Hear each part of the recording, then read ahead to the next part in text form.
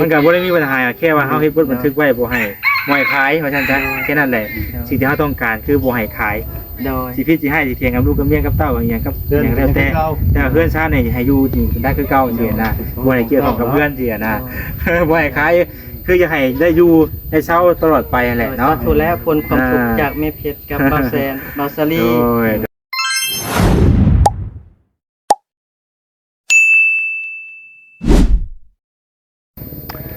สบายดี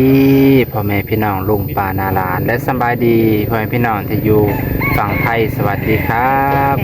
สบายดีเด้อลุงป้าพ่อแม่ที่อยู่ต่างประเทศมื้อนี้บ่าวน้องขออนุญาตพ่อแม่ลุงป้ามาเฮือนบ่าวสวนพ่อแม่พี่น้องเพิ่นคือสิเฮ็ดพิธีการมอบเพื่อนคักแน่เนาะเบิ่งบ่าวแซนทางหลังพ่อแม่พี่น้องแล้วก็เพิ่นคือสิมอบเงินล็อตสุดท้ายในการจ่ายค่าสร้างพ่อแม่พี่น้องเพิ่นก็สู่ส้นมาหลายเติบเกือบเดือนกว่าพ่อแม่พี่น้องบ่าวแซนเพิ่นก็ไปกลับมาเที่ยวมาจนแบบว่าทางเป็นคุ้มไปเลยพ่อแม่พี่น้องเพิ่นสิแล้วเพื่อนบ่าวสวนเนาะมื้อนี้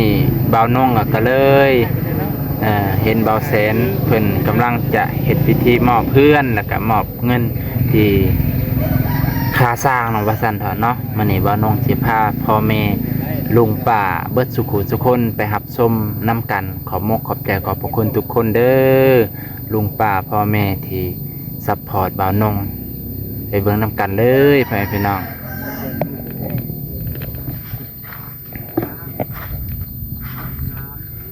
ป้าตอนนี้เพิ่นกำลัง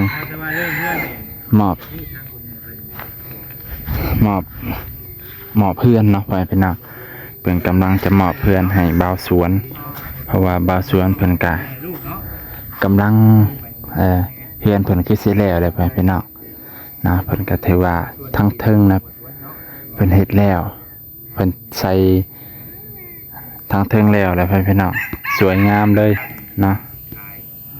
ทางเทิงก็ถือว่าแล้วแล้วบัดนี้ก็บ่ฮู้ว่าบ้านเพิ่นยังหัวบ่แต่ก็บ่แน่ใจคือกันไปพี่น้องเนาะอยู่ตลอดชีวิตเฮาก็อยากเข้าไปเบิ่งน้ำกันเนาะไปเบิ่งน้ำกันไปพี่น้องเดี๋ยวเพิ่นเลิกปะมานี่ก็คือบ่าวแสนเพิ่นกำลังสนทนากับบ่าวสวนแล้วก็พอบ่าวสวนเนี่ยเป็นนะคือเฮาอยากเฮ็ดป้องกันไว้แค่แม่นอยู่ภายภาคหน้าแม่นอยู่เฮาเว้ากันตัวนี้ว่าขายแต่ว่าเฮาอยากเฮ็ดเป็นใบยั่งยืนหรือว่าเป็นบทบันทึกไว้แค่ว่าบ่ให้ขายสินะอยากให้อยู่รับทานเนาะอยู่ต่อไปสินะโอ้โหแต่คันว่าฮอดมื้อเฮ็ดแล้วเฮาสินัดกันทางในบ้านนั่นหยังไปเพิ่นมาเขียนบทให้แล้วก็มีประทับตาข้างในได้แล้วเฮาอยากถามทางไงเพิ่นว่าสิว่าจังได๋นะพี่น้องเนาะเห็นดีนำบ่เห็นดีนำบ่หรือว่าจังได๋ถ้าเห็นดีเฮาก็เฮ็ดนะพี่น้องเฮาก็เห็นดีตามผู้หลักผู้ใหญ่บ่แซนแล้วก็เห็นดีมันก็บ่ได้มีปัญหาแค่ว่าเฮาเฮ็ดบันทึกไว้บ่ให้ขายเพราะฉะนั้นแค่นั้นแหละสิ่งที่เฮาต้องการคือบ่ให้ขายโดยสิผิดสิให้สิเถียงกับลูกกับเมียกับเต้าอย่างกับอย่างแล้วแต่เพื่อนชาตินี่ให้อยู่นี่ได้คือเก่าสินะบ่ให้เกี่ยวข้องกับเพื่อนสินะบ่ให้ขาย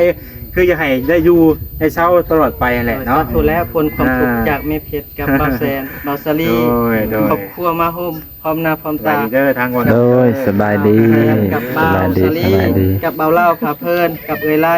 ครอบครัวกันไม่ว่าเพิ่นอยู่ไทยน่ะพ่อทั้งมีแล้วพอได้อยู่ลงโดยสบายดีอุ่นมาจอน้ำนะมีกันบ่ในบ้านบ่นั่นบ่แม่นแต่ว่านั่นบ่แม่นเออหน่วยเนาะขอบพระคุณหลายๆแม่เพชรคือว่าอายเบาคือน้องชายเบาแซนคือว่าขอบพระคุณหลายๆเพิ่นเจาะน้ำมาด้านให้กับผู้หลักผู้ใหญ่แม่เพชรเด้ออยู่ต่างประเทศเฮาก็ลืมคือว่าเจาะน้ำมาด้านก็ลาวนั่นแหละเพชรเที่ยวแหละเนาะเจาะน้ำขอบคุณหลายๆด้วยแม่เด้ออันนี้ก็เฮาสิเฮ็ดจังลืมขอโทษขออภัยหลายก็หลายล้านสาธุอยู่ดีมีแฮงถ้ามื้อเฮ็ดบ่บันทึกน่ะสิบ่แซ่นสิบอกนั้นมื้อกันนัดกับนายบ้านเพิ่นก่อนโดยแต่บ่ได้มีปัญหาหรอกพี่น้องเฮาแค่อยากเฮ็ดบทบันทึกไว้ว่าอยากให้น้ำใช้หรือว่าอยู่ตลอดไปนั่นแหละเนาะบ่อยากให้มีการขายแล้วทางถึงทางง่ายเท่าสิบ่คิดว่าสิขายแต่ว่าก็ ทางผู้ใหญ่เพิ่นก็บอกว่าแนวนี้นะ เนาะ ก็เห็นตามเพิ่นบอกเนาะแต่ที่ผู้ชมเพิ่นบอก อันนี้ก็เป็นดินพอมอบให้แล้วมอบให้เบาสวนพูดนี่ครับแล้วก็ แต่ว่าใน ไป คน ตาม ข้างหน้าเฮาก็มองบ่เห็นเนาะแย่แต่ว่าไก่ให้อยู่สินะผู้ใหญ่เฮาก็เฮ็ดไว้ป้องกันไว้บ่มีหยังดอกอายบ่เป็นหยังดอกเนาะ เอาก็สิอนามัยปรับปรุง ไปซะบัดนี้เนาะมองกันไปกันมาก็เริ่มชันเลยท่านนี่เริ่มมือสิ ส ซั่น บายดีบาเซนสบายดีบาสลี เลย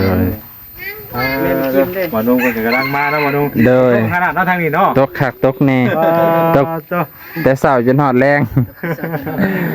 เดี๋ยวว่าแล้วบ่แล้วบ่นุ่งเลยเนาะ โอ้เด้อ ให้เพิ่น เรียบร้อย เพิ่นขึ้นไปแก้ไขเรื่องหลังคาหัวเนาะ โอ้ เห็นในคลิปว่าหลังคาหัวว่าซั่นบ่เบิ่งไปให้สร้างก่อนบัดนี้ว่าเฮ็ดได้ให้หลังคาหัวแล้วก็สิมีไม้ให้หลังคาหัวเนาะว่า ก็แม่นอยู่ได้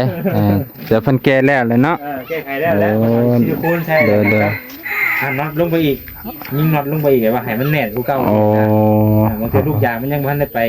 ไปเจ็บกับมันชังกะสีมันก็เลยเฮ็ดให้หัว อ๋อ มันก็หัวเป็นบางหูแหละมันก็ไล่เข้าหากันเลยสินะ มันเก็ดคือปองไง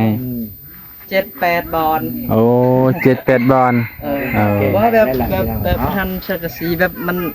หันบ่แน่นบ่ ทันแนนโพด หันแน่นโทษ แล้วมันเป็นจุกลุกบ่เขาสิว่าจังซั่น เป็นคุม เป็นคุม เป็นจักร มันแน่นโคตร แนนโพด โอ้ แบบมันแนนโพด มันแน่นโคตรเว้นว่ามัน แล้วก็ชักสีมันลงให้มัน โอ้สังกะสีมันยุบลง ลง โอ้ ก็เลยเป็นร่อง โดยเป็นร่องกระน้ำกะลูกยางก็บ่หุมไปเนาะ มาแรงทดสอบอีกคืนหนึงเนาะ แมลงตกกับบ่ย่านดอกบัด ใส่ของปรุงของขายแล้ว สร้างก็รับผิดชอบไปซื้อ ซิลิโคนบ่ ซิลิโคนมาใส่ เอาเดิน ปั๊มแล้วแล้ว จะเห็นFC แม่ๆเพิ่นว่าซิลิโคนอย่างเดียวสิเอาอยู่ โดยได้ยินอยู่บ่าวเล่าว่าอ้าวยังเอารถสิ่งมันหัวได้บ่คิดว่าสร้างบ่เคยมุ่งสร้างก็หากะมุ่งอันนี้แหละ โอ้ บ่เป็นหยังดอกเฮาก็ มันบ่ได้เกี่ยวกับสังกะสีโลซิ่งแหละ โดยมันเกี่ยวกับคนมุ่ง แมน เกี่ยวกับคนมุ่ง เกี่ยวกับคน สังกะสีคนกว่าสังกะสี แม่นแหละ ในแบบมันแน่นแล้วก็ แต่ว่ามันก็มีหลักการของมันอยู่ในการเฮาใช้ตามหลักมันก็ต้องเฮาหลังจากที่เฮายิงน็อตลงไปปุ๊บแล้วเฮาก็ติดเลยเขาจะเอาสิติดไว้เลย โอ้ แล้วก็เพิ่นหั่นน็อตแล้วก็มันสิฮอดสังกะสีแล้วก็มันอีหยังอ่ะเด้ เด้อ อันนี้ แล้วบัดนี้ แล้วบัดนี้ รอบบ่แล้วบัดนี้มีปัญหาแน่คักบัดนี้ ต่อ เติมเดียว แต่ว่ามาแรงจัง เนี่ยน้อง มาแรงทดสอบอีกคืนหนึงว่ายังฮู้ใดเนาะ มาตกนักอลีได้คืนนี่นะ แม่นบ่ เป็นแม่ถ้าเราช่วยเพิ่นเอาสีมาเอาทาไปลงเบิ่งเป็นล่างกับข้าแก้ได้เป่งเด้อลองมืออยู่หาจะกินแล้วบ่เข้าน่ะบ่ อ้าว ลองเบิ่งจักขาได้อย่างนี้ลองดูเด้อ นี่แหละพ่อพี่น้องถือว่าสร้างเพิ่นก็แก้ให้เรียบร้อยเนาะที่ว่าสังกะสีหัวเนาะสังกะสีหัวเพิ่นก็แก้ให้แล้วบัดนี้ก็เพิ่นก็คือสิมอบหมายหน้าที่ให้พ่อบ้านแม่บ้านเฮ็ดทำความสะอาดตามระเบียบนะว่าพ่อพี่น้องว่าเพิ่นสิเฮ็ดจังไดเมื่อกี้ก็เห็นเพิ่นปราศัยกันอยู่ว่าเฮือนซานนี่ห้ามขายห้าม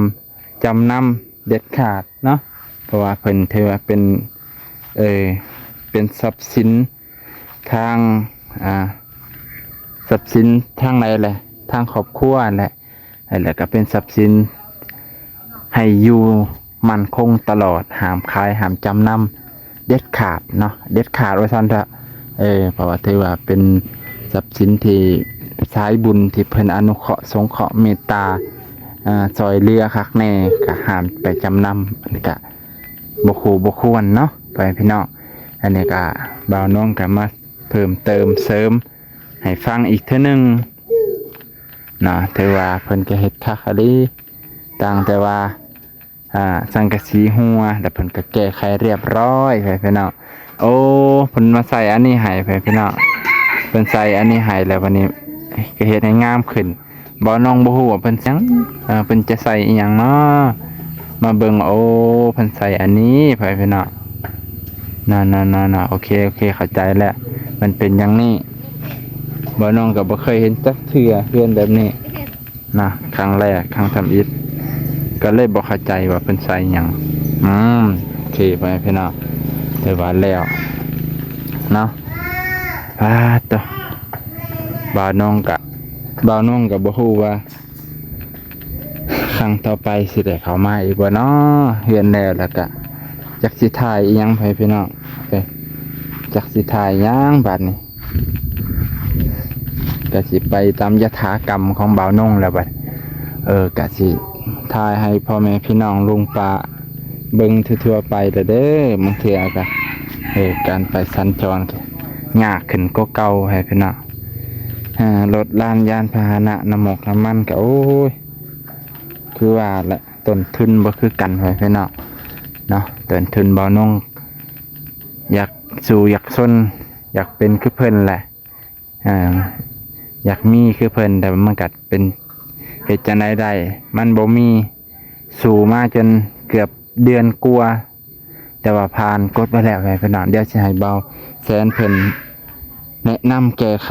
ในการเปิดสร้างรายได้ไปพี่น้องอันนี้ก็ขอบใจขอบพระคุณหลายๆพ่อแม่พี่น้องลุงป้าที่อยู่ในประเทศต่างประเทศทุกคนไปพี่น้องเอ้ยเดี๋ยวเราไปหาบ่าวแสนไปพี่น้องคลิปนี้ก็สิจบเพียงเท่านี้ก่อนเด้อไปพี่น้องลุงป้าว่าสุขคนเด้อขอบใจขอบพระคุณหลายๆ